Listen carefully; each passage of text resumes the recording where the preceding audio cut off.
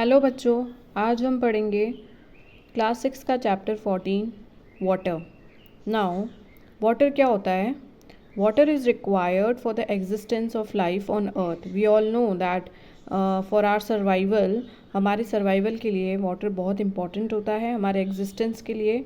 और सिर्फ अर्थ प्लैनेट पे ही वाटर हमें मिलता है और किसी प्लैनेट पे वाटर नहीं है, इसलिए वहाँ पे सर्वाइवल भी नहीं है ह्यूमन बींग्स का या कोई भी लिविंग थिंग्स का। इसलिए वाटर को ह्यूमन बींग्स के लिए बहुत ही इम्पॉर्टेंट माना जाता है। नाउ वाटर जो होता है उसकी क्या प्रॉपर्टीज़ होती है? वाटर जो है वो ट्रांसपेरेंट होता है।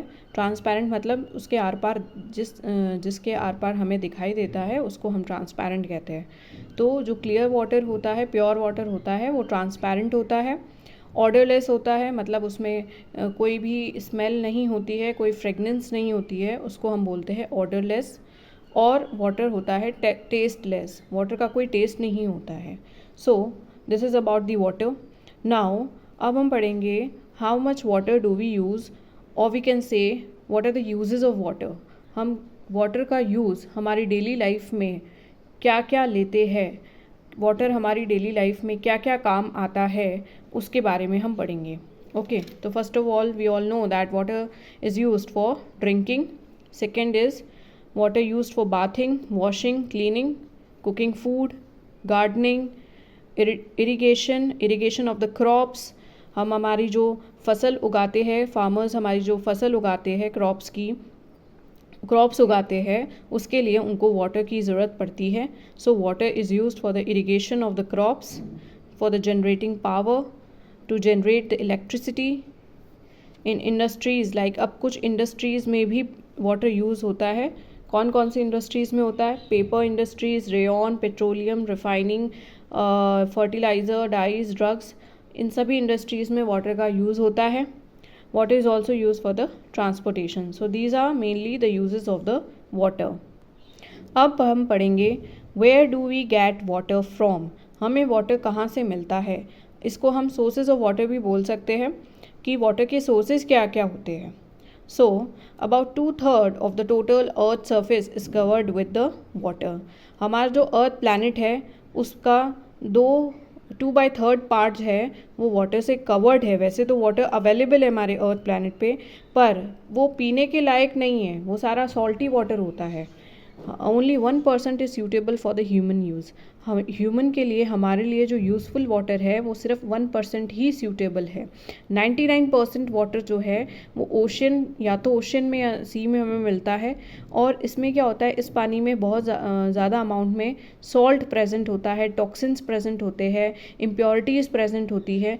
और इसलिए ये जो वाटर, ओशन का वाटर, सी का वाटर हमारे पीने के लिए नहीं होता है सूटेबल। ठीक है, अब we get water from the sources like river, ponds, lakes. जो ओशन और सी वाले जो सोर्सेज है पानी के, वो हमारे यूज़फुल नहीं है, ह्यूमन बीइंग्स के लिए यूज़फुल नहीं है। हमारे लिए जो यूज़फुल पानी है उसका सोर्सेज क्या है? Rivers, ponds, lakes and the ground water. ये सोर्सेज ऑफ वाटर जो है वो हमारे लिए यूज़फुल होते हैं। ये पानी हम फ़िल्टर करके, इसको बॉईल करके, इसको हम लोग काम में ले सकते हैं। इसमें सॉल्ट प्रेजेंट नहीं होता है। Now this water is properly treated. इसको कैसे ट्रीट करेंगे? बॉइलिंग करके, फ़िल्टरिंग करके, और भी जो भी जो मेथड्स होते हैं उनको यूज़ करके इस वाटर को ट्रीटेबल बनाया जाता है, ट्रीट किया जाता है और पीने के योग्य बनाया जाता है। It is then supplied through the network of the pipes to our houses. Okay, जो रिवर, पॉन्ड्स और लेक्स का पानी है उसको लोग पहले ट्रीट करेंगे, बॉईल करके, फ़िल्टरिंग करके, उसको प्रॉपरली पीने के काबिल बनाएंगे, हमारे लिए यूज़फुल बनाएंगे, और फिर उस पानी को सप्लाई किया जाता है पाइपलाइंस के थ्रू हमारे हाउसेस में, हमारे जो हाउसेस के जो टैप्स होते हैं उसमें अवेलेबल किया जाता है। Now, each of us may be getting water into our homes in different ways, but from the same sources. Okay, यहाँ पे यही लिखा है कि हमारे घरों में पानी जो है वो डिफरेंट तरीके से ज़रूर आ सकता है, बट उन सब का सोर्स जो है वो एक ही होता है। अब हम पढ़ेंगे वाटर साइकिल। वाटर साइकिल इस चैप्टर का बहुत ही इंपॉर्टेंट टॉपिक है, तो आप इस टॉपिक को अच्छे से पढ़ना, ध्यान से पढ़ना। नाउ ओशन वाटर जो कि सॉल्टी होता है, it reaches to the ponds, rivers and lakes which is not salty. Water cycle क्या होता है? इस वाटर साइकिल को मतलब इसमें हम क्या चीज़ समझेंगे वाटर साइकिल में? इसमें हम ये समझेंगे कि जो ओशन का पानी जो कि सॉल्टी था वो पॉन्ड्स, रिवर और लेक्स में कैसे आया, और आया अगर वहाँ पे आया तो आया, वहाँ पे जब पानी आया तो वो सॉल्टी नहीं था, उसमें से सॉल्ट हट चुका था। तो इसी चीज़ को समझने के लिए हम वाटर साइकिल को पढ़ेंगे। The process of continuous movement of water between the ocean, river and Pond's and land is called the water cycle. यही जो कंटिन्यूअस मूवमेंट ऑफ वाटर का होता है कि पहले पानी जैसे ओशन में है, वो फिर पानी कैसे आया रिवर्स में, पॉन्ड्स में, और फिर वहाँ से वापस से ओशन में चला गया, फिर वापस रिवर और पॉन्ड्स में आया, फिर वापस ओशन में आया। यही जो मूवमेंट होता है, कंटिन्यूअस मूवमेंट ऑफ वाटर, इसी को हम बोलते हैं वाटर साइकिल। और इस प्रोसेस में जो वाटर है वो अपने थ्री फिजिकल स्टेट में कन्वर्ट होता है, solid, liquid and gas. Okay, इस पूरे प्रोसेस में जो वाटर है वो सॉलिड भी बनता है, लिक्विड भी बनता है और गैस भी बनता है। इसी चीज़ को हम इस चैप्टर में पढ़ेंगे। और इस वाटर साइकिल में 3 मेन स्टेप्स होते हैं। पहला होता है इवापोरेशन, फिर कंडेंसेशन, फिर प्रेसिपिटेशन। ओके, अब हमारा सबसे मेन इंपॉर्टेंट टॉपिक आ रहा है इस चैप्टर का, वो है evaporation. Now what is evaporation?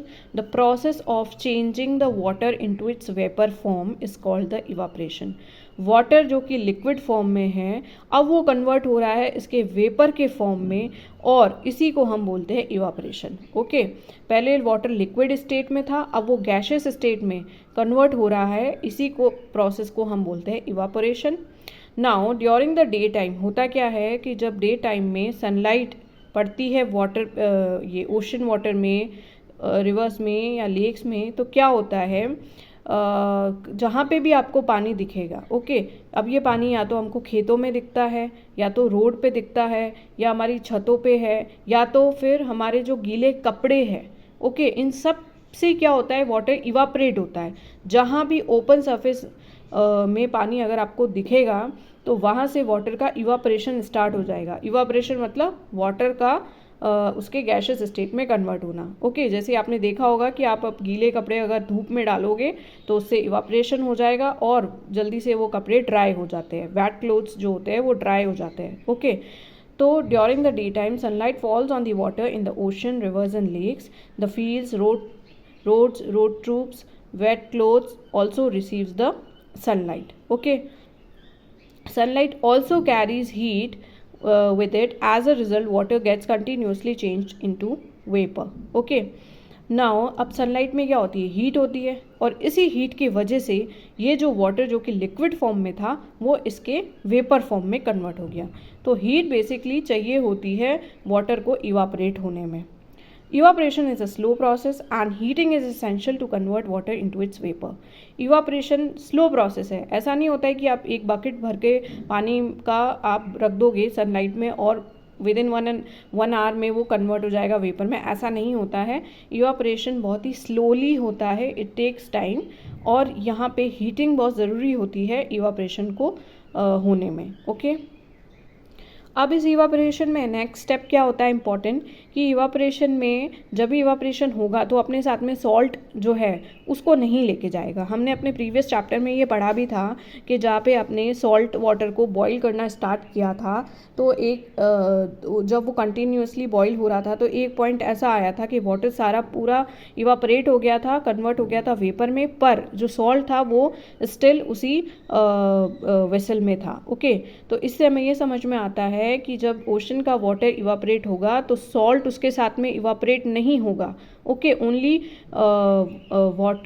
Water vapour के फॉर्म में इवापोरेट होगा, वो अपने साथ में सॉल्ट नहीं लेके जाएगा टू ऑब्टेन द सॉल्ट। और इसी वजह से क्या होता है कि जब भी हमको सी वाटर से सॉल्ट अगर चाहिए होता है तो सी वाटर को क्या करते हैं, एक शैलो पिट्स बना देते हैं। शैलो पिट्स मतलब कम गहराई के खड्डे बना दिए जाते हैं और उसमें सी वाटर को भर दिया जाता है। फिर सनलाइट जैसे ही उस पर पड़ती है तो वाटर तो इवापोरेट हो जाता है और उन्हीं गड्ढों में सॉल्ट जो है पीछे छूट जाता है और उस सॉल्ट को फिर कलेक्ट कर लिया जाता है, फिर वो फर्दर उसकी इम्प्योरिटीज़ निकाल के सॉल्ट को यूज़ लिया जाता है. Okay, now during the day time all the air surrounding us gets heated. अब क्या होता है कि अगर आपने कोई पानी को शेड में रखा हो, छाया में रखा हो, या तो पानी को धूप में रखा हो, इवापोरेशन दोनों ही प्रोसेस में होगा. क्यों होगा? क्योंकि जो डे टाइम में क्या होता है कि हमारे आसपास की जो एयर होती है वो पूरी तरह हीटेड होती है. ऐसा नहीं होता है कि जो शेड में भी जो एयर होगी वो कम हीटेड होगी, बट होगी ज़रूर. ऐसा नहीं होगा कि वो कूल्ड एयर, बिल्कुल कूल्ड एयर नहीं होगी वो. ओके, तो इसलिए अगर आपने पानी को छाया में भी रखा होगा वहाँ से भी इवापोरेशन होगा. Evaporation takes place from all the open surfaces of water even if it is kept in the shade. Now loss of water from the leaves of the plant in the form of vapor is known as the transpiration. अब आपने ये previous classes में पढ़ा है कि plants भी water का loss करते हैं और इस प्रोसेस को बोलते हैं हम ट्रांसपीरेशन. प्लांट्स को जितना पानी चाहिए होता है अपना खाना बनाने के लिए वो उतना ले लेते हैं. कुछ पानी को वो अपने डिफरेंट पार्ट्स में डिफरेंट पार्ट ऑफ प्लांट में स्टोर भी करते हैं, और जो रिमेनिंग वाटर जो उसको नहीं चाहिए होता है वो प्लांट की लीव से रिलीज हो जाता है, और इसको हम बोलते हैं, इस प्रोसेस को हम बोलते हैं transpiration. Now water vapor enters the air through the evaporation and transpiration. So that is all about the evaporation कि water जो है वो अपनी एटमोसफेयर में कैसे एंटर करेगा in the form of water vapor through the process of evaporation and the transpiration. ये दोनों टॉपिक हमने पढ़ लिए हैं. अब हमारा नेक्स्ट टॉपिक आता है जो कि इम्पॉर्टेंट टॉपिक है, वो है कंडेंसेशन. हमने ये पढ़ लिया कि वाटर स्काई में तो पहुँच गया in the form of water vapour. अब ऊपर जाकर क्या होता है, स्काई में जाके क्या होता है, the process of converting the water vapour into its liquid form. अब वो वाटर वेपर जो अभी गैशियस स्टेट में है, अब क्या होता है वो वापस से लिक्विड फॉर्म में हो जाता है sky, upper layer of sky में. जब स्काई में जाता है, ऊपर की तरफ जाता है तब, और इस प्रोसेस को हम बोलते हैं condensation. Water collected on the surface of the cold water bottle. अच्छा, इसका एक और एग्जाम्पल भी हम देखते हैं कंडेंसेशन का. आप फ्रिज से बॉटल, बिल्कुल कूल्ड बॉटल आप बाहर निकालो और उसको थोड़ी देर पंखे के नीचे रख लो, तो थोड़ी देर बाद आप क्या देखोगे कि जो बॉटल का जो बाहर का जो सरफेस होता है वहाँ पे आप टाइनी वाटर ड्रॉपलेट देखोगे.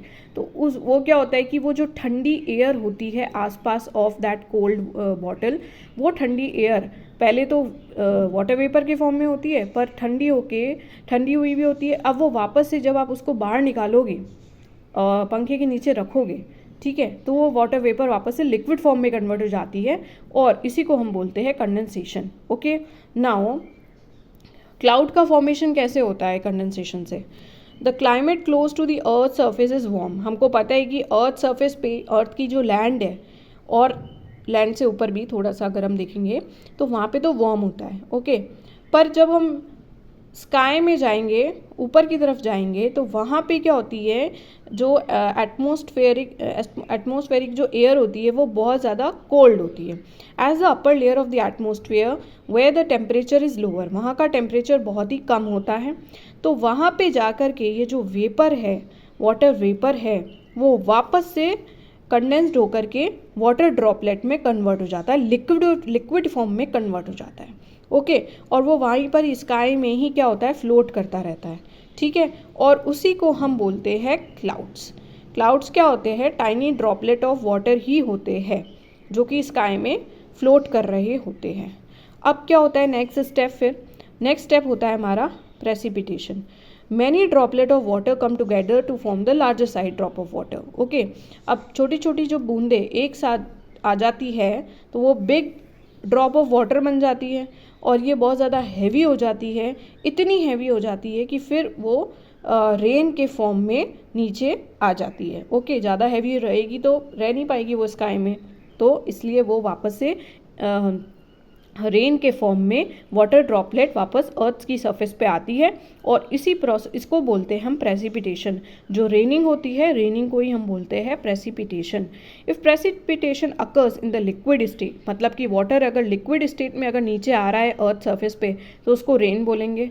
अगर वो हेल्स पे या अगर वो फ्रोज़न स्टेट में यानी कि सॉलिड स्टेट में आ रहा है तो हम उसको बोलेंगे कि स्नो गिर रही है, या तो वो इसको कुछ बोलते हैं, जो आइस के जो आइस छोटी छोटी आइस के बॉल्स गिरते हैं उसको हेल बोलते हैं। ओके, मेरे को उसका नाम याद नहीं आ रहा है, इसको हम बोल देंगे हेल। या तो वो हेल के फॉर्म में आएगा या तो स्नो के फॉर्म में आ रहा है। ओके, ओले, ओले बोलते हैं इसको, हेल को क्या बोलेंगे, ओले। ओके, तो इस तरीके से हमने हमारा पूरा वो प्रोसेस पढ़ लिया था क्या होता है। अब most of the water that falls on the land goes back to the ocean sooner or later. अब क्या होता है कि जो भी पानी हमारे लैंड पे गिरा थ्रू रेनिंग, वो वापस से ओशन में चला ही जाता है। कैसे जाता है? Snow in the mountain melts into the water that flows down in the form of river. जो माउंटेन पे जो स्नो होती है वो स्नो फिर वाटर में मेल्ट होके रिवर्स के उसमें चली जाती है। रिवर्स क्या करती है फिर? अल्टीमेटली जाकर के cover the long distance and ultimately falls down into the ocean. The rain water also fills up lakes and the ponds. जो रेन वाटर है उससे हमारे लेक्स और पॉन्ड्स भी भर जाते हैं और इसी पानी से हमारा ग्राउंड वाटर भी भर जाता है। Ground water drawn by the, और ग्राउंड वाटर के पानी को हम कैसे यूज़ करेंगे? हैंडपम्प से, ट्यूबवेल से या तो ओपन वेल से। हमारा जो नेक्स्ट टॉपिक है वो होता है flood. Excess rainfall leads to an increase in the water levels. Flood का मतलब होता है बाढ़। अगर हमारे यहाँ पे एक्सेस ऑफ रेनफॉल आ जाती है तो इससे क्या होता है? वाटर लेवल काफ़ी बढ़ जाता है, रिवर्स का, पॉन्ड्स का, और इससे क्या होता है कि दिस एक्सेस वाटर में spread over the large area. ये सब जगह पानी भर जाता है एक्सेस वाटर से, और जिसकी वजह से क्या हो जाती है? फ्लड आ जाती है। फ्लड से क्या होता है? अब flood causes the excess damage to the human life. हमको पता है कि अगर फ्लड आ गई तो ह्यूमन लाइफ को, डोमेस्टिक एनिमल्स को, जो वाटर एनिमल्स हैं, इन सब को क्या होगा? डैमेज होगा। जो हमारी फ्लड क्या करेगी? जो अपर लेयर जो होती है सॉइल की, इसको भी लेके चली जाएगी अपने साथ में, जो कि बहुत ही अपर लेयर ऑफ सॉइल जिसको ह्यूमस कहते हैं, इसको भी लेके चली जाएगी। इससे क्या होगा? पेड़ वेड़ सब उखड़ जाएंगे। और during the floods water animals also get carried away. कुछ वाटर एनिमल्स जो है वो फ्लड के टाइम पे ये भी फ्लड वाटर के साथ में चले जाते हैं और फिर अल्टीमेटली जाकर के इनकी भी डेथ हो जाती है। नाउ नेक्स्ट टॉपिक है हमारा वो है ड्रॉट। ड्रॉट मतलब अकाल। ओके, जब पानी का अकाल पड़ जाता है, जहाँ पे पानी 1-2 सालों तक आता ही नहीं है, रेनफॉल ही नहीं होती है कंजिक्यूटिवली 1 या 2 ईयर्स तक, अगर आपके पास में रेनफॉल नहीं हुई है या तो बहुत ही कम बारिश हुई है, तो इससे क्या होगा? अकाल पड़ जाएगा। If it does not rain for a year और more at a place, the soil will lose the water by evaporation. तो इवापरेशन और ट्रांसपिरेशन तो हो ही रहा है, बट उसके बाद में इवापरेशन ट्रांसपिरेशन होने के बाद में प्रेसिपिटेशन अगर नहीं हुआ, रेनफॉल अगर नहीं हुई, तो क्या होगा? The level of water in the rivers, ponds and the wells would lower down. इनका सबका पानी का लेवल जो है वो बहुत ही नीचे आ जाएगा। और all this will affect the human, animals and the wild plants if it continuous for, अगर ये 1-2 सालों तक हुआ तो इससे क्या होता है? हमारा फिर अकाल पड़ जाता है। और इससे क्या होगा? ना तो क्रॉप्स उग पाएगी खेतों में, ना हमें फूड मिल पाएगा, ना ही एनिमल्स को फॉडर मिल पाएगा। इससे ह्यूमन लाइफ और एनिमल लाइफ दोनों की जान जा सकती है। तो इस वजह से वाटर कंजर्वेशन की बहुत ज़्यादा ज़रूरत पड़ती है। हमको वाटर को कंजर्व करना पड़ता है। क्यों करना पड़ता है? क्योंकि these are some of the reasons that why should we conserve the water.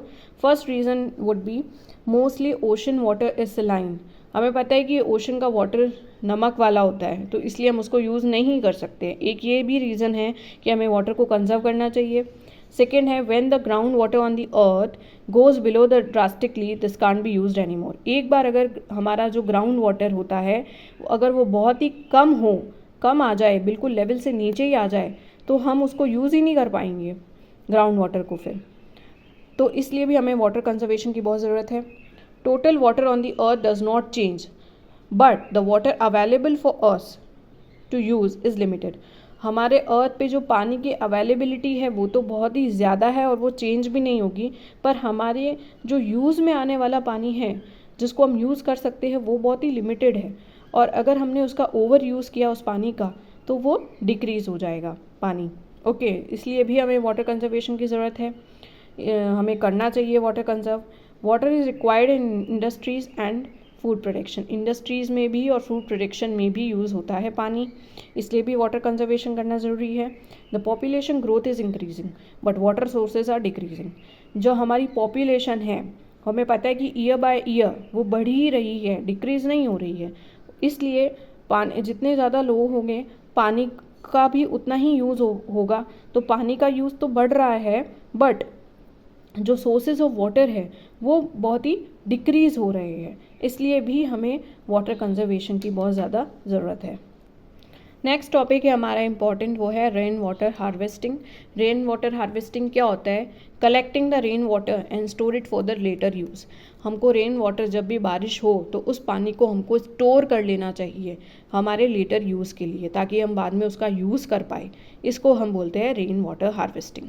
Rain water much of it falls on the concrete roads and buildings. Rain water क्या होता है कि ज़्यादातर रोड पे गिरता है, या तो बिल्डिंग्स जो ऊपर से जो बिल्डिंग्स की जो छत होती है वहाँ पे जो कंक्रीट बिल्डिंग्स होती है उन पे गिरता है, और फिर वहाँ से क्या होता है, वो पानी सारा नालियों में चला जाता है, और नालियों से फिर रिवर्स में और लेक्स में चला जाएगा।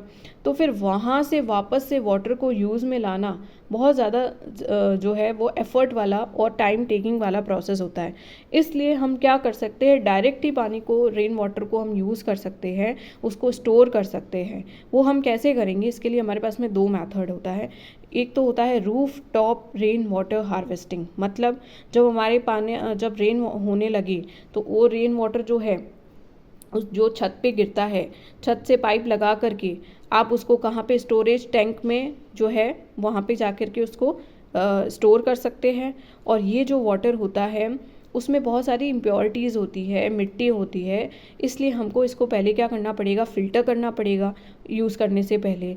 तो क्या करते हैं हम लोग, therefore instead of collecting the rain water in the tank, pipe can go directly into a pit in the ground too. यहाँ पे ये लिखा हुआ है कि पहले हमने पानी को, जो हमारे छत पे जो पानी गिरा उसको पाइप्स के थ्रू हमने क्या किया, एक स्टोरेज टैंक में यूज़ कर लिया। ये छत है, यहाँ से पानी पाइप लगाया और यहाँ पे स्टोरेज टैंक में इसको पानी को क्या कर लिया, स्टोर कर लिया। अब इस पानी में क्या है कि बहुत ज़्यादा इम्प्योरिटीज़ है, सॉइल है, तो हम इसको पीने के लिए डायरेक्ट यूज़ तो कर नहीं सकते हैं। तो इसको फर्दर क्या करेंगे, पाइप लगा करके ग्राउंड में डाल देंगे। ये हमारा ग्राउंड है, ठीक है, तो ग्राउंड वाटर में डाल देंगे। जो ग्राउंड वाटर अवेलेबल होता है, जो वेल्स होते हैं, और जो हमारे घर में भी हम बोरिंग लगाते हैं, तो वहाँ पे जो ग्राउंड होता है उसमें इस पानी को जाने दे दिया जाता है। तो वहाँ पे जाकर के धीरे धीरे क्या होता है, ये पानी ग्राउंड वाटर, इससे क्या होता है कि हमारा जो ग्राउंड वाटर का लेवल है वो बढ़ जाएगा। ओके, तो हम लोग फिर इसको यूज़ भी कर पाएंगे, हमारा ग्राउंड वाटर लेवल है वो बढ़ जाएगा, जिससे हम थ्रू वेल्स और भी जो प्रोसेस होते हैं उसके थ्रू हमारा पानी हम यूज़ कर पाएंगे। ओके, नाउ सेकेंड मेथड है हमारा, another option is to allow the rain water to go directly into the ground from the road side drains. हम यहाँ पे भी सेम बात ही लिखी हुई है कि जैसे ही हमारा पानी जो है वो क्या हो, सड़क पे गिरता है, तो हम उसको ड्रेन्स से ग्राउंड वाटर लेवल पे जाने दें, ताकि हम वहाँ पे जाके हमारा पानी जो है वो स्टोर हो सके।